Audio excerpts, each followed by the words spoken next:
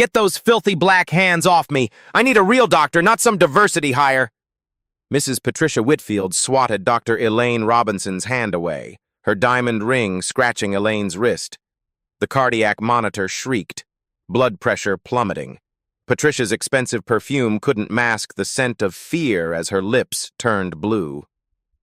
Dr. Robinson stepped back, face unreadable. Harvard Medical, top of her class, chief of cardiology at Westview Memorial. Yet, to this dying woman, she was nothing but her skin color. The ER nurses froze, eyes darting between patient and doctor. They'd seen this before, just never this blatant, never with a patient this critical. Westview Memorial served Boston's wealthiest families, and Patricia Whitfield was royalty here. Hospital board member's wife, seven-figure donor, legendary complainer about diversity initiatives. Dr. Bennett, Elaine called, voice steady as she motioned to her white colleague. Would you take over for Mrs. Whitfield? Not a flicker of emotion crossed her face as she handed over the chart. Bennett hesitated, a flash of outrage in his eyes before professionalism took over. Of course, Dr. Robinson. Patricia relaxed visibly as Bennett approached. Thank goodness. Someone qualified. Her breath came easier, but the monitor still showed dangerous arrhythmia. The nurses exchanged knowing glances. They'd witnessed this dance before. Elaine stepped back but didn't leave. Something about the ECG pattern troubled her.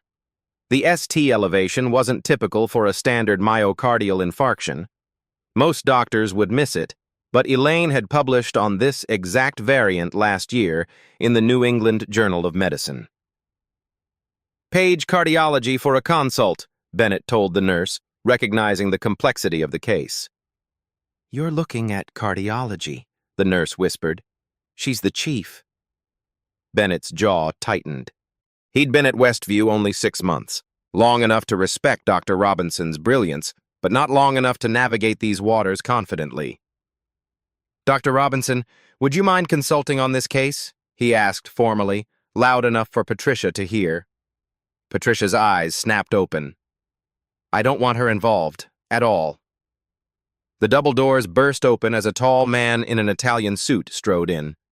Harrison Whitfield, Patricia's husband and the hospital's largest individual donor, scanned the room before spotting his wife. Patricia, what happened? Harrison, thank God. Patricia reached for him. They tried to make that woman my doctor. She pointed at Elaine with a trembling finger. I told them I wanted someone appropriate. Harrison's eyes narrowed at Elaine. Are you the one who upset my wife during a cardiac event? Do you have any idea who we are? Before Elaine could respond, Bennett stepped forward. Sir, your wife is experiencing a serious cardiac event. Dr. Robinson is our chief of cardiology. I don't care if she's the Surgeon General. My wife clearly requested another physician. Harrison straightened his tie. This hospital receives substantial support from our family. I expect our preferences to be respected. The cardiac monitor beeped faster. Patricia's condition was deteriorating while they argued. Elaine watched the numbers, calculating risk factors and treatment options. Standard protocol would be insufficient for what she suspected. Dr. Bennett, Elaine said quietly. A word? She moved a few steps away, professional courtesy in every line of her body. Bennett joined her. I apologize for their behavior, he murmured. Not relevant right now, Elaine replied. Look at the lateral leads on that ECG. This isn't a standard MI. She needs a specialized workup and likely immediate intervention. Bennett glanced at the monitor. You're thinking Prinzmetal angina? Possibly, or a rare variant. The pattern suggests coronary vasospasm with potential genetic factors. Elaine kept her voice clinical, detached. She needs a calcium channel blocker, not just standard protocol. From her bed, Patricia watched them suspiciously. What are they whispering about, Harrison? I don't want that woman making decisions about my care. Harrison approached the doctors. Is there a problem? Will Elaine walk away when her expertise could save this woman's life? The question hung in the air as the monitors continued their urgent warnings. "No problem at all," Bennett replied to Harrison, tension evident in his shoulders. "We're discussing treatment options. Your wife presents with some complex cardiac symptoms." Elaine stepped back, allowing Bennett space to handle the Whitfields. Hospital politics were a game she'd mastered years ago, knowing when to speak and when silence served better. But patients' lives trumped politics every time. Bennett ordered the standard treatment protocol: aspirin, nitroglycerin, morphine. The nurse administered the medications while Harrison hovered, checking his Patek Philippe watch every 30 seconds. Elaine watched the monitors from across the room. Patricia's numbers weren't improving. The ECG still showed the abnormal pattern she'd spotted immediately, a subtle variation most cardiologists would miss without specialized training. "Dr. Bennett," she called softly. "The ST elevation in leads V2 through V4. You're seeing that, correct?" Bennett frowned at the screen. "Yes, consistent with anterior wall MI. We're treating appropriately." "Look at the T waves and the QT interval," Elaine persisted. "This presentation suggests coronary vasospasm with possible genetic components. Standard MI protocol won't address the underlying cause." Harrison's head snapped up. "What are you saying? That he's making a mistake?" "I'm suggesting a differential diagnosis based on specific ECG abnormalities," Elaine replied evenly. "This pattern is rare but documented. I published research on this variant last year." Patricia's breathing grew more labored.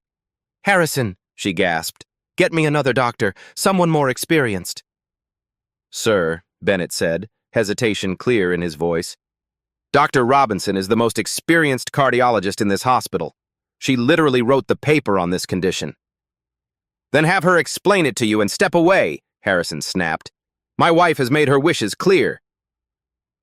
The double doors swung open again as Dr. Maxwell Pierce, the hospital administrator, hurried in.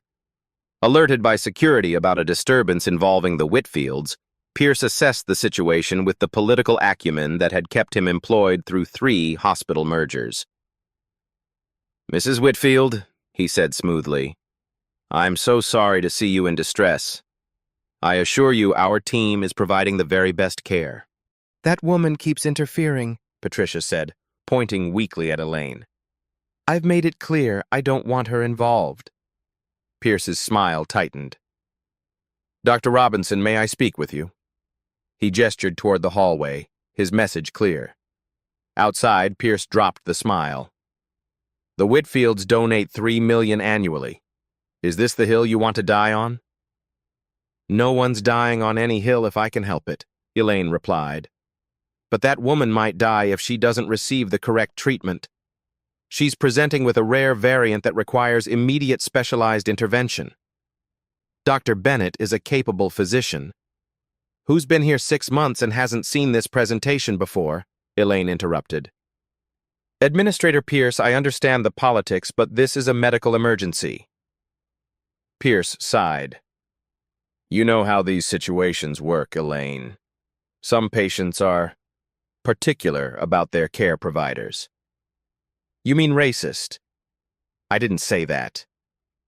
"You didn't have to." Elaine crossed her arms. Section 1557 of the Affordable Care Act prohibits discrimination in healthcare settings. If we allow patients to refuse care based on a provider's race— "This isn't about legal technicalities," Pierce interrupted. "It's about hospital relationships and funding. The Whitfield wing didn't build itself. And my research center won't either if I'm removed from my position," Elaine countered. "But right now there's a patient whose life depends on proper diagnosis and treatment. That trumps everything else." Will Elaine risk further humiliation to correct a diagnosis that could save Patricia's life? A crash from inside the ER interrupted them. Elaine rushed back in to find Patricia convulsing, the monitor alarms blaring. Bennett looked panicked. "She's deteriorating," he said. "BP's dropping, arrhythmia worsening. We need to move to intervention immediately." "It's the standard treatment," Elaine said, grabbing the chart. "It's triggering paradoxical vasospasm. She needs calcium channel blockers and immediate cardiac catheterization. You're not touching my wife, Harrison shouted, even as Patricia's body jerked with seizure activity. This is your fault. You upset her. Pierce stepped between them.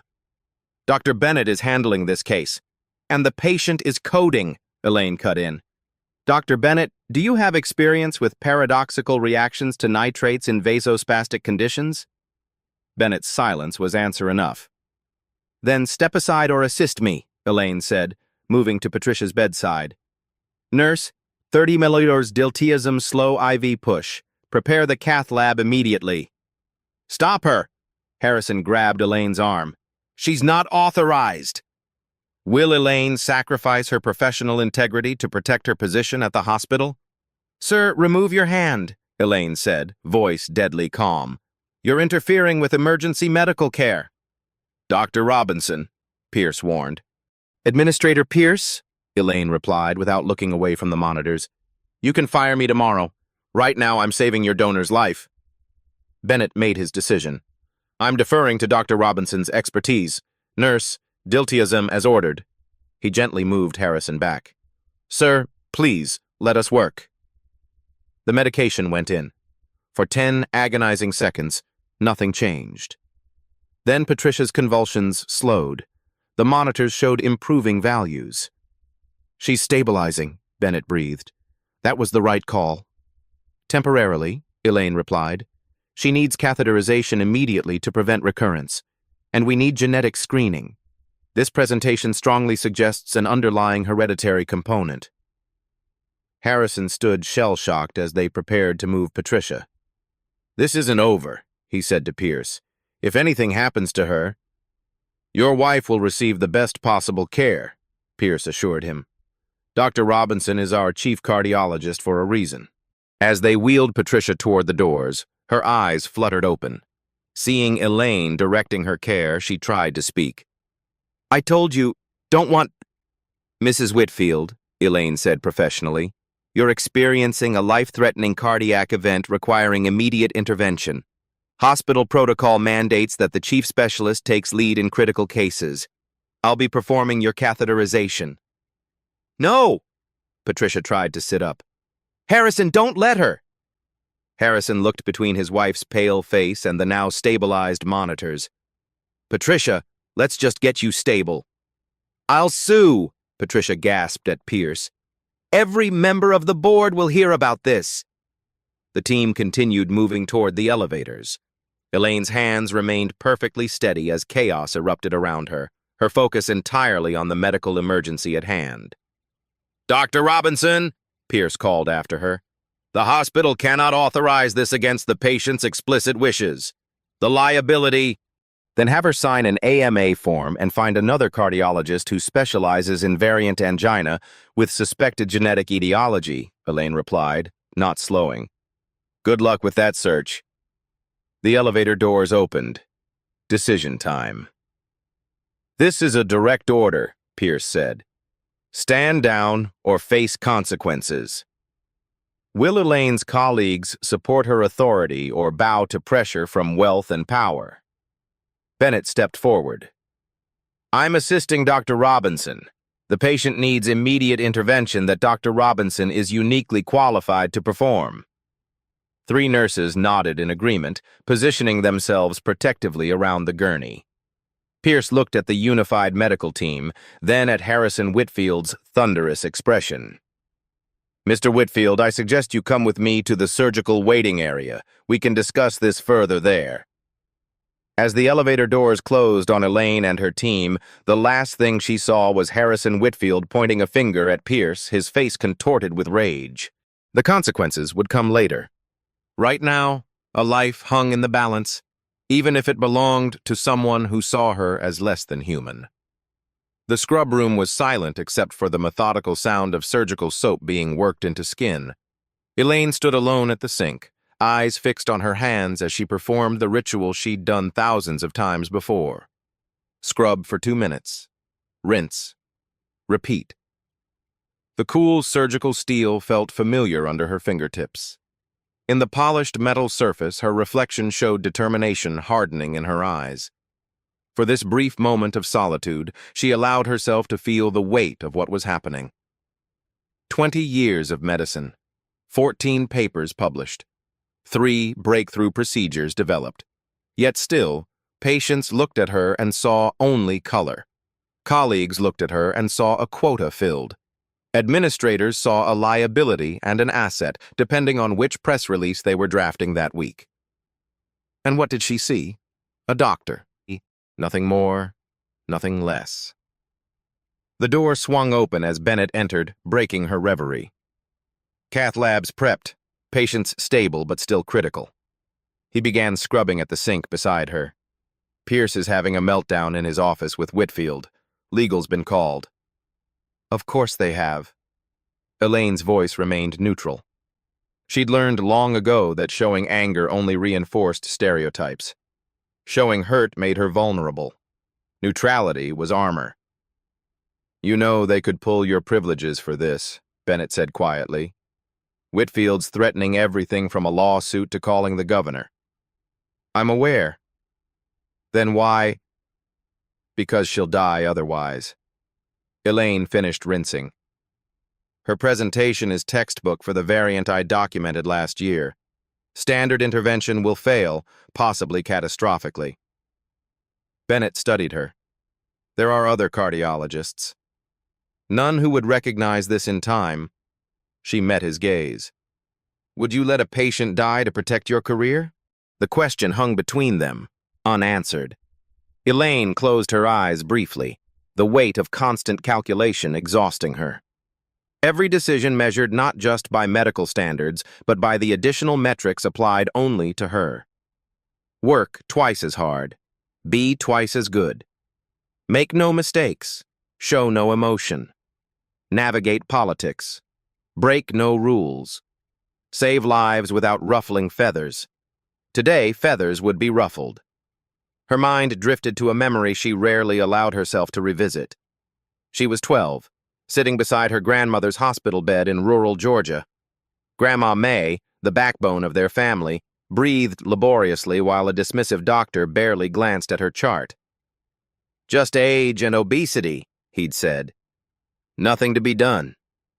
But Grandma May, herself a midwife for 40 years, had squeezed young Elaine's hand and whispered, "Listen to my heart, child, the way I taught you."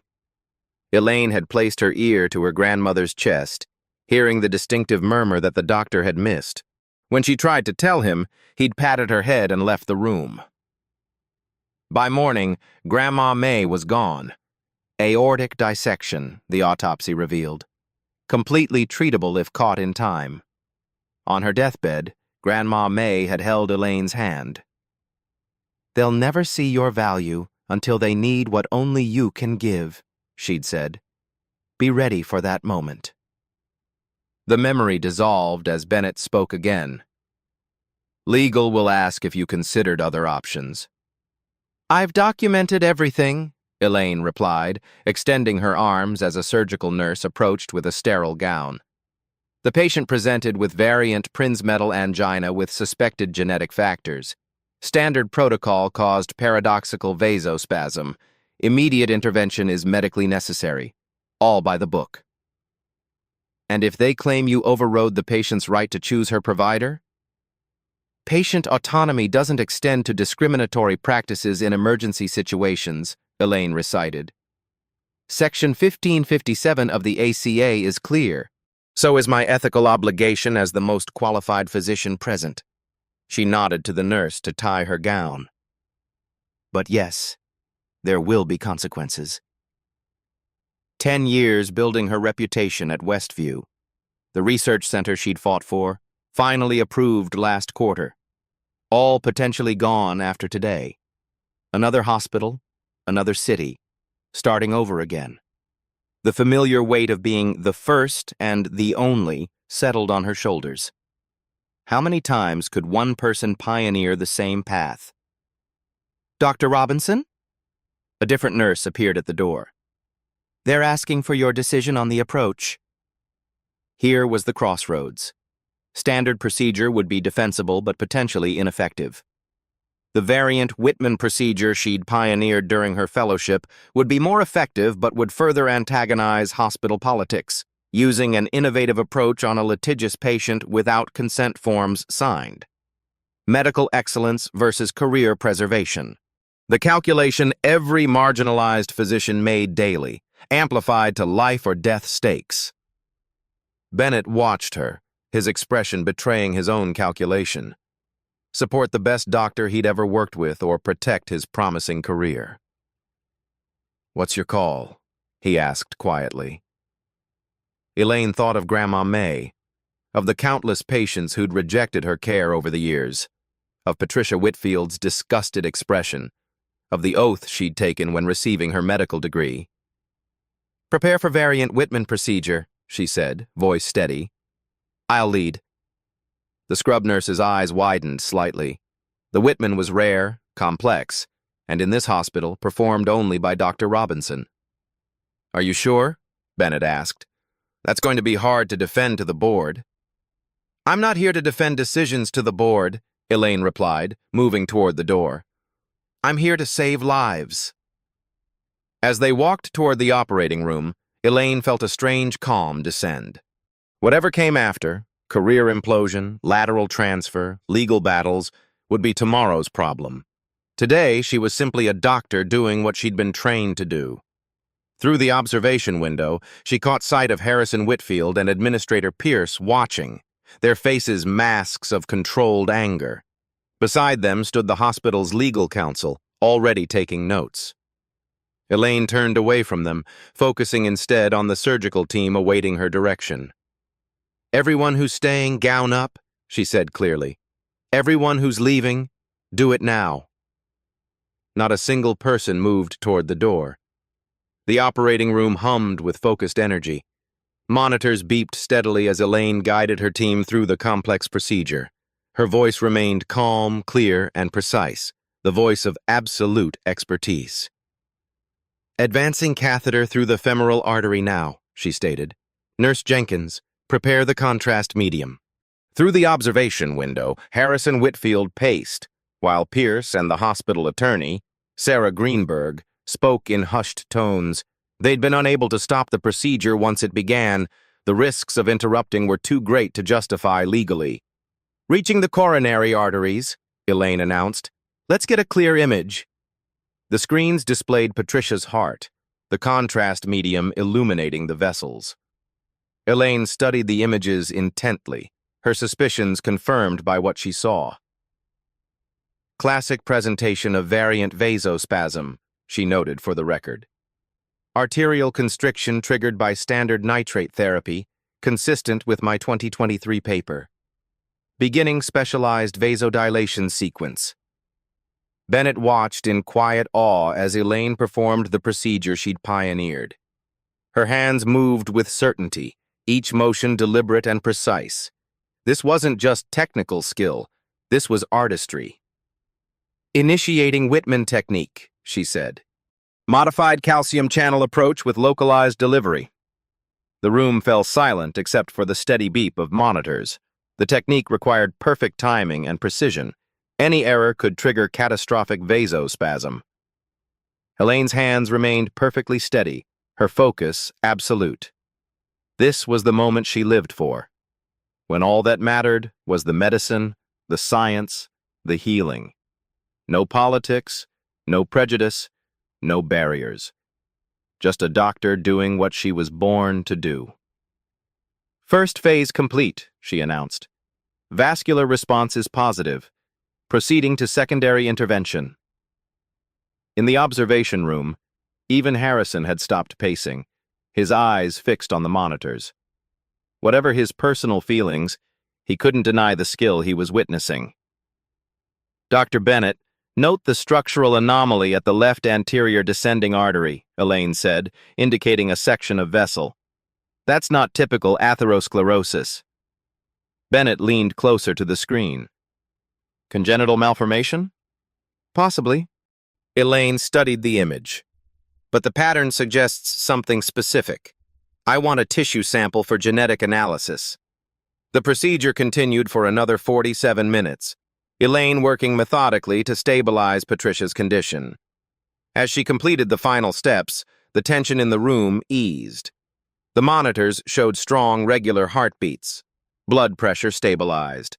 Oxygen saturation returned to normal. "Procedure complete," Elaine announced. "Patient is stable. Excellent work, everyone." As the team began post-operative protocols, Elaine made her final notes for the record. Patient to receive specialized follow-up and genetic screening. Standard recovery protocol with modified medication regimen as outlined in my notes. Bennett approached as she finished. "That was remarkable," he said quietly. "I've never seen the Whitman performed live before." "Now you have," Elaine replied, signing the chart. "You should learn it. There aren't enough of us who can perform it when needed." "Dr. Robinson," a nurse called from the doorway. "Administrator Pierce requests your presence in his office immediately." "Of course he does." Elaine handed the chart to Bennett. "Monitor her recovery closely. The genetic screening results will be critical for her ongoing care." "What do you suspect?" Bennett asked. Elaine paused. "Something that will make this case even more complicated than it already is." Pierce's office felt like a war room. Harrison Whitfield sat rigidly in one chair while Sarah Greenberg reviewed documents. Pierce himself stood by the window, his back to the door when Elaine entered. "You directly violated a patient's explicit wishes," Pierce began without turning around. "You ignored a direct administrative order. You performed an experimental procedure without consent forms." "I performed a life-saving intervention using an established technique published in peer-reviewed journals," Elaine corrected, remaining standing. "The patient is stable and will recover fully because of that decision." Harrison turned to her, face flushed. "My wife made her preferences clear. You had no right." "Mr. Whitfield," Elaine interrupted calmly, "your wife presented with a rare and life-threatening cardiac condition that required specialized knowledge to identify and treat. Without the intervention she received, she would have suffered permanent heart damage or death." "That's your claim," Harrison snapped. "Convenient that only you could supposedly save her." "The medical records will speak for themselves," Elaine replied, "as will the testimony of the surgical team." Pierce finally turned from the window. "The board is convening an emergency session tomorrow morning. Until then, you're suspended from clinical duties." Elaine had expected this. "I understand. This isn't just about today," Pierce continued. "You've been difficult about hospital politics for years, always pushing boundaries, challenging decisions, advocating for better patient care," Elaine finished. "Yes, guilty as charged." Harrison stood, straightening his suit jacket. "My family has supported this hospital for 3 generations. We expect certain courtesies in return." "Like the courtesy of ignoring medical best practices based on racial prejudice?" Elaine asked mildly. "That's outrageous," Harrison sputtered.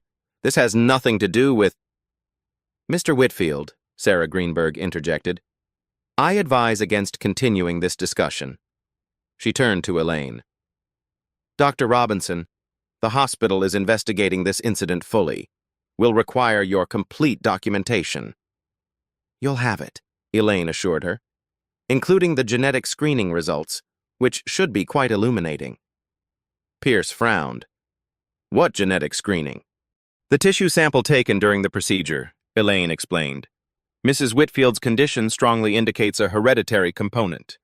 Proper follow-up care requires genetic analysis." Harrison's face darkened. "You took genetic samples without consent? That's a violation of—" "Standard medical protocol for this presentation," Elaine finished. "The consent for emergency cardiac intervention covers necessary diagnostic procedures." Sarah Greenberg made a note. "We'll review the consent forms." "While you're doing that," Elaine added, "you might want to review the hospital's non-discrimination policies as well, and perhaps refresh your understanding of Section 1557 of the Affordable Care Act regarding patient discrimination against providers." The tension in the room thickened. Everyone present knew Elaine was right, legally, if not politically. "You're dismissed, Dr. Robinson," Pierce said finally. The board will determine next steps tomorrow. Elaine nodded and turned to leave, then paused at the door. Sometimes the hands that save you are the ones you refuse to hold, she said quietly, before walking out. Patricia Whitfield woke slowly, the fog of anesthesia lifting gradually. The steady beep of monitors oriented her before she opened her eyes. Hospital, cardiac event, surgery. When her vision cleared, the first face she saw was Elaine Robinson's. "No," Patricia croaked, instantly agitated. "I told them not you." "Mrs. Whitfield," Elaine said professionally, "I'm performing a standard post-operative assessment. Dr. Bennett will be here momentarily." Patricia tried to sit up, wincing at the pain. "You were explicitly told to stay away from me. Where's Harrison? Where's Dr. Pierce?" "Your husband is speaking with administration," Elaine replied, checking the monitors. "Your vital signs are stable. The procedure was successful." "Procedure?" Patricia's eyes widened. "You performed surgery on me? After I specifically refused?" "You experienced a life-threatening cardiac event requiring immediate specialized intervention," Elaine explained. "As chief of cardiology, hospital protocol required my involvement." "That's assault," Patricia hissed. "You had no right to touch me." "Mrs. Whitfield, I want another doctor, now." The door opened as Bennett entered with Harrison. Harrison rushed to Patricia's side, taking her hand. "Patricia, thank God. How are you feeling?" "She operated on me, Harrison," Patricia said, voice trembling with anger, "after I explicitly said no." Harrison's jaw tightened as he glared at Elaine. "The hospital is addressing this breach of protocol. Dr. Pierce has already suspended her." Bennett cleared his throat. "Mrs. Whitfield, I was present during the procedure. Dr. Robinson's intervention saved your life. The technique she used was one very few cardiologists can perform successfully." "Anyone could have figured that out," Patricia dismissed. "She just pushed her way in because she has something to prove." Elaine remained professional, though her patience was wearing thin. "Mrs. Whitfield, your case presented with several unique factors requiring specialized knowledge to identify and treat correctly. Standard protocol would have been ineffective, possibly fatally so." "So you claim," Patricia scoffed. "The medical record speaks for itself," Elaine replied. "But more importantly, we discovered something during the procedure that affects your ongoing care. Your condition has a genetic component that requires additional treatment and monitoring." Patricia frowned. "What are you talking about? There's no heart disease in my family." "The genetic markers aren't just about cardiac health," Elaine explained carefully. "They reveal a hereditary condition that affected how your body responded to standard cardiac medications, a condition with specific demographic associations." Harrison stepped closer. "What demographic associations?" Elaine met his gaze steadily. "The genetic markers we identified are strongly associated with individuals of West African descent." The room went silent. Patricia stared at Elaine, comprehension slowly dawning on her face, followed by disbelief. "That's absurd," she finally sputtered.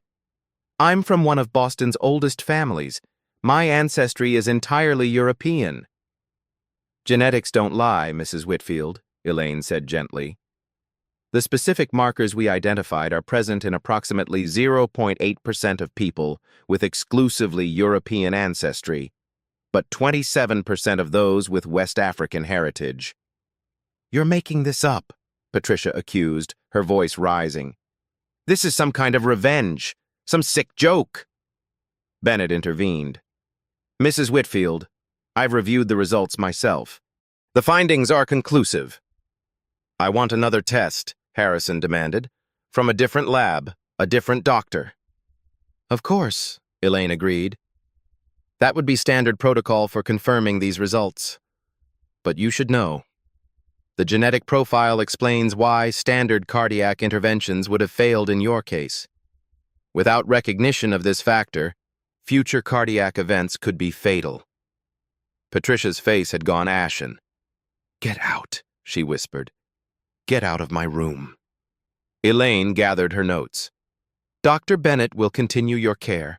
I've left detailed instructions for your follow-up treatment, including the modified medication protocol necessary given your genetic profile. As Elaine walked to the door, Patricia called after her, voice shaking. You fabricated those results. I'll have every test redone. I'll sue you personally. Elaine paused at the doorway. Mrs. Whitfield, I understand this is difficult information to process, but your health depends on acknowledging these facts. I'd recommend the same genetic counseling I recommend to all my patients with hereditary factors. You haven't heard the last of this, Harrison warned. The board will have your license. Elaine met his gaze without flinching. The board will have my detailed report, including how racial bias nearly resulted in catastrophic medical error. I wonder which story they'll find more concerning. She left the room, hearing Patricia's angry sobs behind her. The truth had dropped, and the aftershocks were just beginning. The hospital boardroom buzzed with tension 3 days later. Every seat at the mahogany table was filled. Board members, department heads, legal counsel. Elaine sat alone at one end, a stack of documentation before her. At the opposite end, Administrator Pierce conferred quietly with the board chairman. The double doors opened. Harrison Whitfield entered, his usual commanding presence diminished by obvious exhaustion. Whispers rippled through the room as people noted his arrival without Patricia. Mr. Whitfield, the chairman acknowledged. We weren't expecting you today. This meeting concerns my family directly, Harrison replied, taking a seat. I intend to be present. The chairman nodded. Very well. Then let's begin. He shuffled papers importantly. We're here to address the incident involving Dr. Elaine Robinson and her treatment of Patricia Whitfield against explicit patient wishes. Dr. Pierce has recommended termination of Dr. Robinson's position and clinical privileges. Murmurs filled the room. Several department heads exchanged concerned glances. Before we proceed, the chairman continued, our legal counsel has prepared an analysis of potential liability issues. Sarah Greenberg stood. After reviewing all documentation, I must advise the board that Dr. Robinson's actions, while procedurally questionable, were medically justified under emergency provisions. The case would be defensible if litigated. Pierce frowned. The patient explicitly refused treatment from this specific doctor. That creates clear liability. Not necessarily, Greenberg countered. Section 1557 of the Affordable Care Act prohibits discrimination against healthcare providers based on race. If we establish a precedent that patients can refuse treatment based on a doctor's race without medical justification, we open ourselves to significant legal exposure. The boardroom fell silent as this sank in. Elaine spoke for the first time. If I may address the board? The chairman nodded reluctantly. This incident reflects a larger pattern, Elaine began, opening her folder. Over the past 5 years, I've documented 47 cases where patients initially refused treatment from me or other minority physicians without medical justification. In 39 of those cases, the hospital administration accommodated these requests without question. She slid copies of her documentation toward the center of the table. This represents not only a violation of Section 1557, but a systemic failure to support qualified physicians who happen to be minorities. Pierce leaned forward. Dr. Robinson, are you suggesting you've been compiling a case against this hospital? I'm suggesting I've been documenting a pattern that puts patients at risk, Elaine corrected. When the most qualified physician is prevented from treating a patient due to prejudice, patient outcomes suffer. Mrs. Whitfield's case demonstrates this reality dramatically. The cardiology department head cleared his throat. For the record, Dr. Robinson is the only physician at Westview qualified to perform the Whitman procedure. Her intervention saved Mrs. Whitfield's life. A life she wouldn't have needed saving if Dr. Robinson hadn't upset her in the first place, Pierce countered. That's not accurate, Bennett interjected from his seat near the middle of the table. Mrs. Whitfield's condition was critical upon arrival. The genetic factors Dr. Robinson identified would have made standard treatment protocols potentially fatal, regardless of who administered them. Harrison Whitfield had remained silent, his expression unreadable. Now he straightened in his chair. "May I speak?" The chairman nodded, surprised. "My family has supported this hospital for 3 generations," Harrison began, his voice lacking its usual force. "In that time, we've expected certain considerations in return. Perhaps too many." A shocked silence fell over the room. "Mr. Whitfield," Pierce started. Harrison held up his hand. "Patricia is recovering well. The follow-up genetic testing confirmed Dr. Robinson's findings." He paused, the admission clearly difficult. "All of them." The clock on the wall ticked loudly in the silence. "We've consulted 3 independent specialists," Harrison continued. "All confirmed that without the specific intervention Dr. Robinson performed, Patricia would have suffered severe damage or death. And all confirmed the genetic markers indicating African ancestry." Elaine kept her expression neutral, though this public admission surprised her. The Whitfields had built their identity on their pure Boston Brahmin lineage for generations. "Patricia won't be joining this proceeding," Harrison added. "She's processing this information with professional help." The chairman cleared his throat. "Mr. Whitfield, are we to understand that you're not pursuing action against Dr. Robinson or the hospital?" "On the contrary," Harrison replied. "I'm here to ensure the board understands exactly what happened." He turned to face Elaine directly. "Dr. Robinson identified a life-threatening condition others missed. She persisted despite opposition from the patient, the administration, and me. She performed a procedure few physicians can execute, and she saved my wife's life." The boardroom remained silent, the tension shifting palpably. "I'm alive because Dr. Robinson ignored my prejudice," came a voice from the doorway. All heads turned to see Patricia Whitfield standing there, pale but composed. She entered slowly, taking a seat beside her husband. "Patricia," Harrison murmured, surprised. "You said you weren't coming." "I changed my mind." Patricia's voice was tight but controlled. "Some things need to be said in person." She faced the board, her aristocratic bearing intact despite her obvious discomfort. "I rejected Dr. Robinson based solely on her race. I was wrong to do so, and I nearly died as a result." The boardroom remained absolutely still. Even Pierce seemed stunned by this turn of events. "The genetic results have been difficult to accept," Patricia continued. "They challenge everything I believed about my family history. But facts don't care about my beliefs." She turned to Elaine, meeting her eyes directly for perhaps the first time. "I don't like you, Dr. Robinson.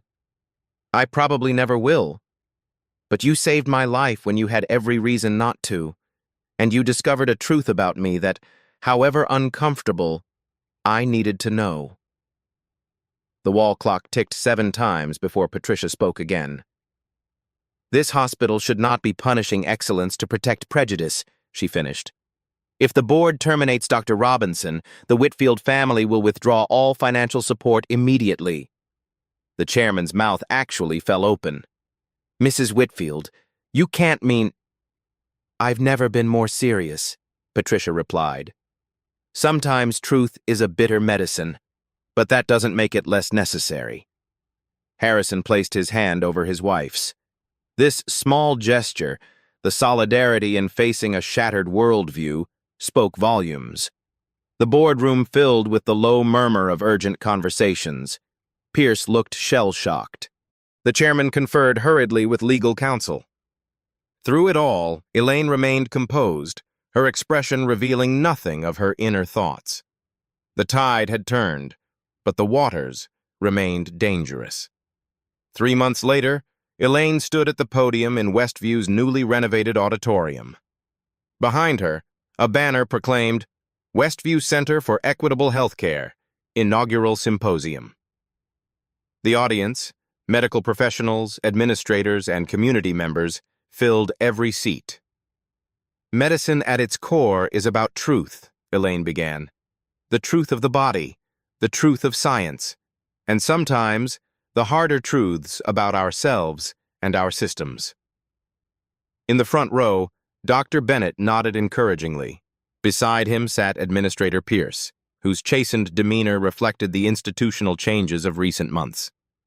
The case that catalyzed this center taught us something essential, Elaine continued. Truth lives in the body, even when the mind denies it.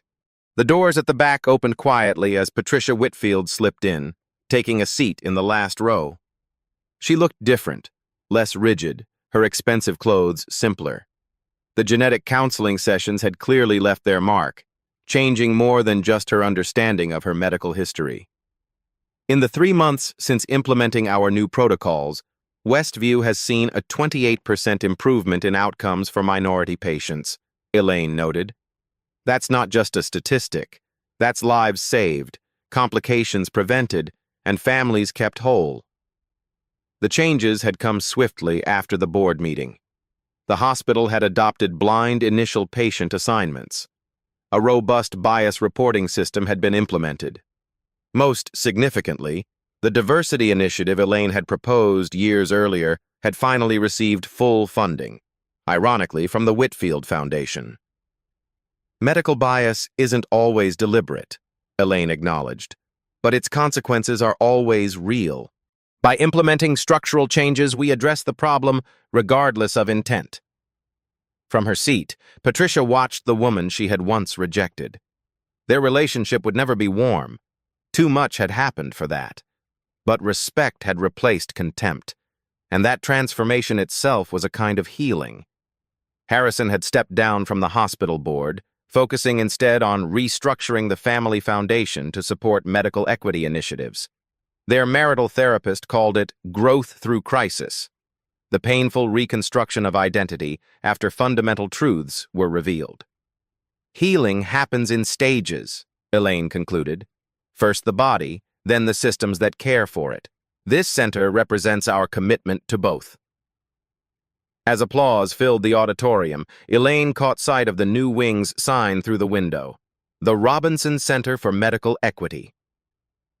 Not the legacy she had imagined, but perhaps the one that mattered most.